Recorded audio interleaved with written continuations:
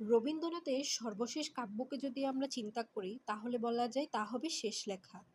১৯৪১ সালে কবির মৃত্যুর পরে মূলত এই কাব্যগ্রন্থটি প্রকাশিত হয়। শেষ লেখা কাব্যগ্রন্থের নামকরণটি রবীন্দ্রনাথ করে যেতে পারেন।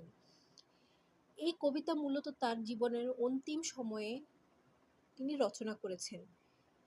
তিনি সব কবিতা আ এই কব এই কাব্যগ্রন্থে কবির জীবন জিজ্ঞাসা, মৃত্যু, মৃত্যু চেতনা আ মৃত্যু চেতনা ছায়াপাত করেছে। কাব্যগ্রন্থটির বেশিরভাগই তিনি শয্যাশায়ী অবস্থায় লিখেছেন। সর্বশেষ দুটি কবিতা তিনি মানুষ মুখে, মুখে শুনলে অন্যর দ্বারা লিপিবদ্ধ করতে পেরেছেন।